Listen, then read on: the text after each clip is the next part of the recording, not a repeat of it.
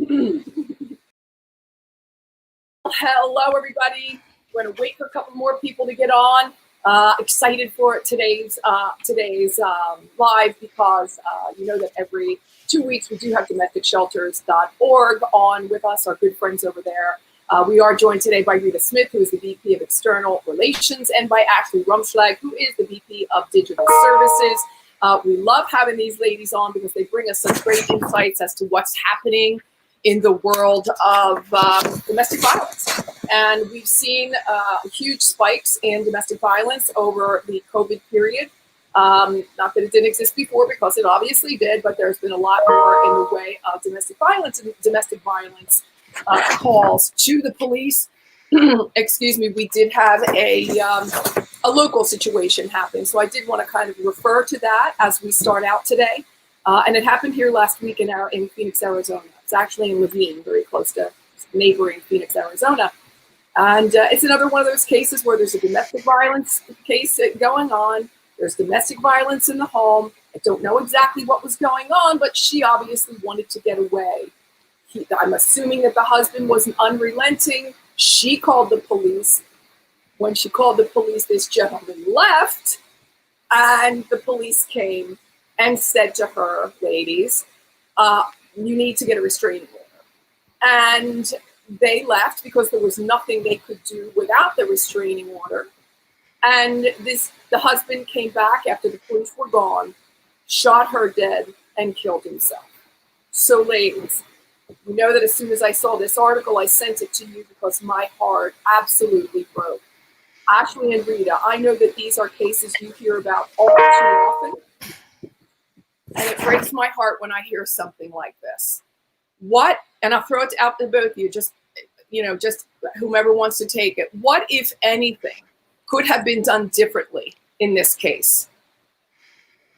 Well, here's what I think when I saw it, Clarissa, and I'm with you. I have seen far too many of these over the life of my 30 plus years. All the education and training we have done seems not to have taken root in any basic way with police officers. If a woman makes the fairly drastic step of calling the police, which it's a drastic step to call for help. It means you feel like you're in danger. Your life is in danger. And the police need to respond in kind to that. So whether the alleged abuser is there or not is irrelevant. The police need to spend some time, law enforcement needs to spend some time collecting data from her assessment of what's happening, whether or not there are weapons in the house. Has he ever threatened her? Getting a huge amount of information so they can make an appropriate decision about whether they need to, just telling her to get a restraining order. If she's feeling threatened enough, they should suggest she call a shelter and go overnight to really think about what situation she's in. That's it. There's so much more that can be done than just showing up saying, get a restraining order, lady, I can do it then. That's just not enough. We only know what we know from that article. I'm going to say we only know what we know from the article. We do not know exactly what the police did or said. I am by the article, and the article had said something about getting a restraining order. So with that having been said, get up and go. That should have been, to me, that's what I would have very strongly, as a police officer, and believe me, I've never been one, and I wouldn't want to be one because it's a tough job. But I'm going to say I would have strongly urged her to get in the car and go. And that's the next question I have for you. Some people will say, great, that sounds great, Clarissa, but where and how and all of that. Will they take my kids? Will they take my dog? Yes, somebody will. And so I wanted you, somebody to, actually, if you could speak to that a second, just, where is somebody supposed to go on the spur of the moment like that? How can they help get right? Home? Yeah, it's highly encouraged them to search for their local shelter, and that's what they're there for. Most domestic violence programs have an emergency shelter, and they understand what the markers are for when situations are escalating, when things are truly dangerous, and they don't skip a beat, and they understand that they need to find a safe space for whoever's reaching out. So domesticshelters.org is a resource people can turn to because they can search by their location, find the nearest shelter, search by emergency shelters, find the ones that have emergency shelters, and give them a call or however they are able to reach out. Well, here's another really interesting thing in this case is that, I'm going to call the police. She calls the police. The husband leaves. Police come and do what they do. The police leave. He comes back and kills her and kills himself. Now, that either means two things to me. There's either a gun already in the house, right, or he went and he found the gun somewhere. He right, borrowed it, yeah, whatever. I'm making it up in my head. But if there was already a gun in the house, that's a pretty good indication that you need to jump. You need to get out of there. If things are escalating I don't care if you have to call an Uber when he's gone. Walk, go to a neighbor's house, do something. Ladies, suggestions there too. I don't know. I get so upset about these cases, as I know you do. Okay. Is it okay then to go to a shelter? In other words, she might have said, well, he only hit me once and he's gone now. I'm sure he'll cool off when when he's back. If he gets back, he'll be cooled off. I'm sure she wasn't expected to be killed. Is it okay to go to a shelter if you haven't been physically hurt? Yeah, I think that's one of the things that victims, survivors, family members need to know is that you don't have to be beaten half to death to get access to shelter. You are in danger even if you're not hurt, if you're with an abuser, whether they're using coercive controlling tactics and monitoring every step of your life. It can escalate to lethal violence pretty quickly, and that's something that I think victims need to understand is that I want you to trust your gut. Her gut said, call the police, I'm in danger. And then the police dismissed that, diminished it somehow, and walked away from her. And at that point, if I'm a victim, I might think, well, who's going to help me?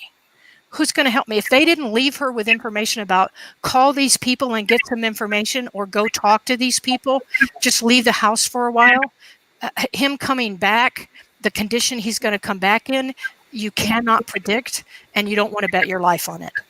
And I'm going to assume, again, we weren't there, we only know what we read, but I'm going to assume this all happened in a matter of a couple of hours. Could be, yeah. There was the original fight, then there was the original, I'm calling the police, and he leaves, and whatever happened, he might not have been too far, but he did not come back until he knew that squad car wasn't in front of the house anymore. Right. Mm-hmm. Right. So you can only imagine, I'm going to imagine, and I'm sure the scene squad car in front of the house only fomented even more this situation, Ashley. I mean, right. He probably just sat and waiting until he knew it was okay to get back to the house.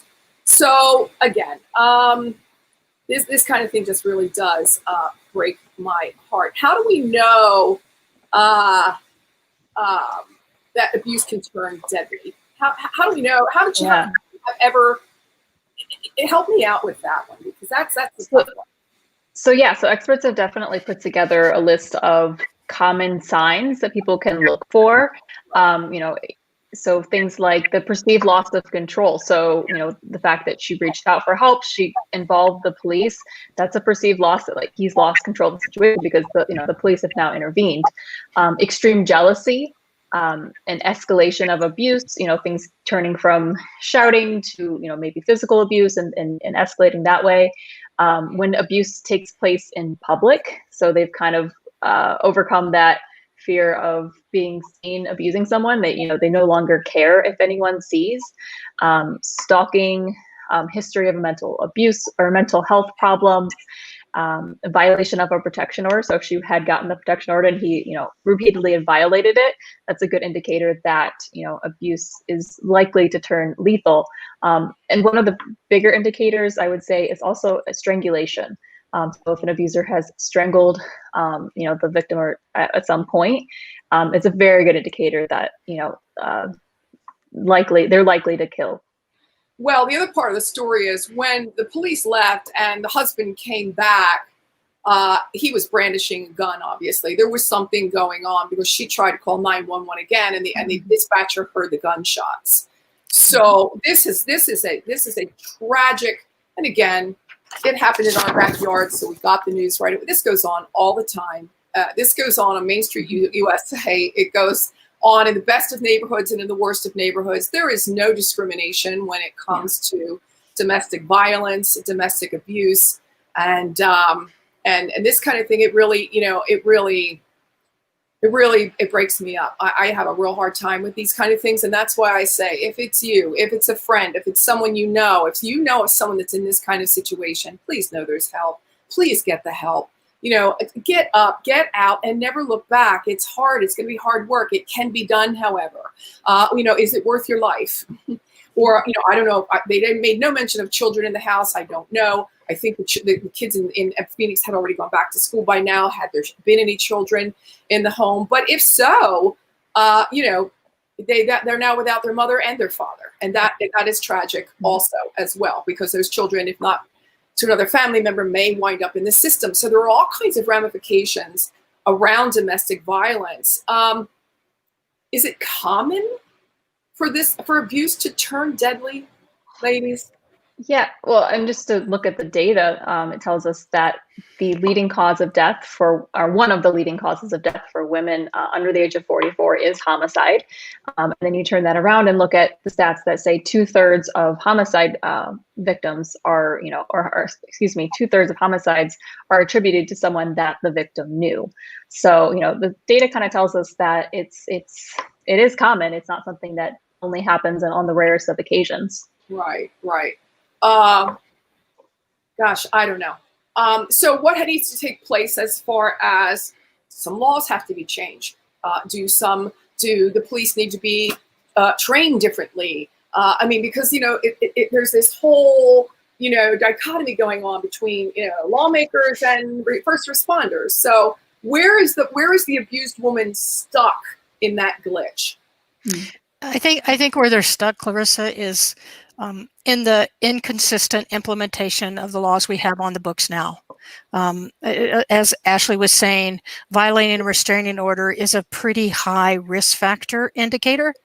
And yet, I have worked and talked to many women who have repeatedly reported violations of restraining orders, and the police and the judge, they do nothing. They don't do anything. I know. It's a judge's order. The judge who issued that order should be cranked off about that and should be willing to give consequences. If we give consequences consistently that have a significant impact, I believe we can see a reduction, but that does not happen. There have been some cities in the country over the years, Quincy, Massachusetts, for instance, San Diego, California, Highland, North Carolina, Nashville, Tennessee. When those whole systems work together consistently to hold abusers accountable, they could reduce their domestic violence homicides to zero.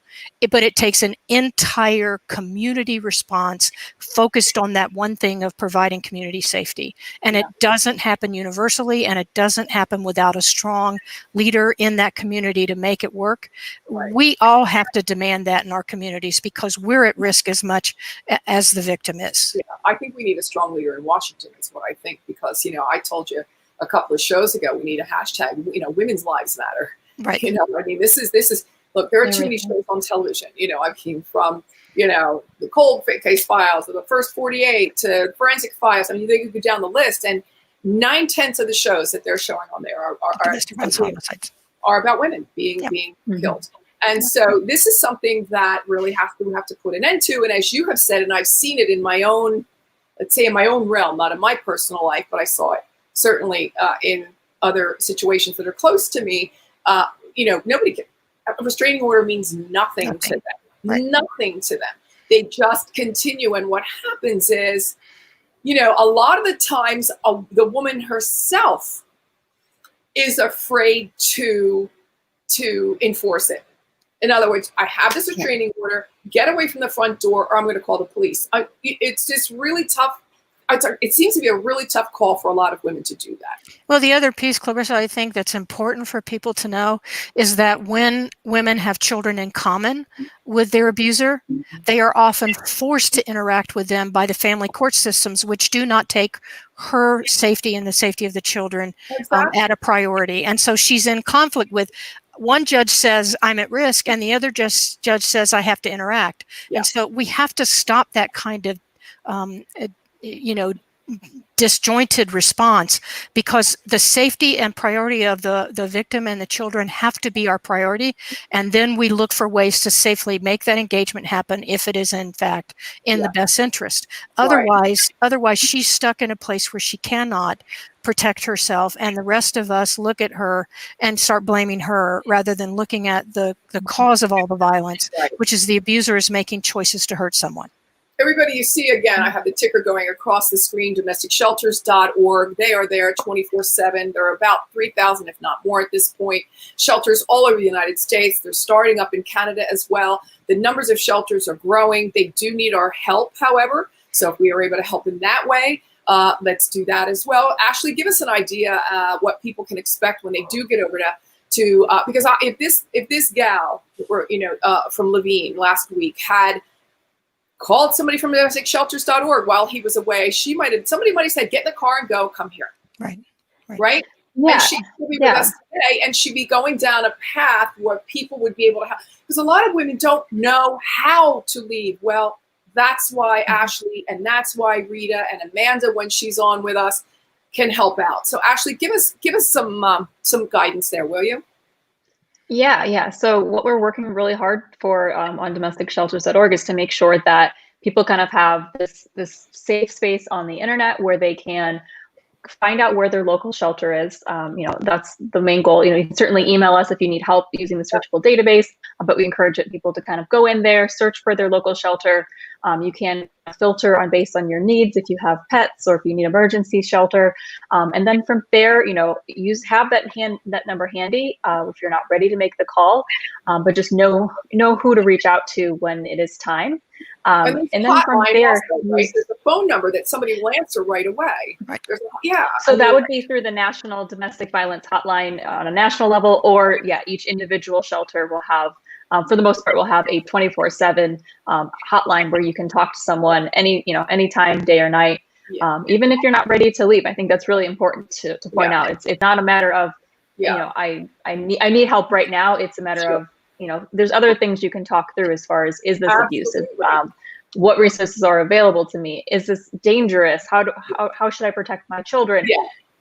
Advocates are so well versed in these questions, and they can kind of help to point you in the right direction and make better decisions for your safety and your children's safety. Absolutely. So domesticshelters.org, there are people there waiting for you. There's also a way for you to be able to go over and help. They have all kinds of Amazon stores set up so you can help the shelters if that's a way that you can help. If you know someone or if you are someone that needs to get away from an abuser, there are no excuses. There's domesticshelters.org. Get over there, get the help that you need. There are plans in place, blueprints are there, all kinds of articles. You may be in a place where you don't have a family member close by or a good friend.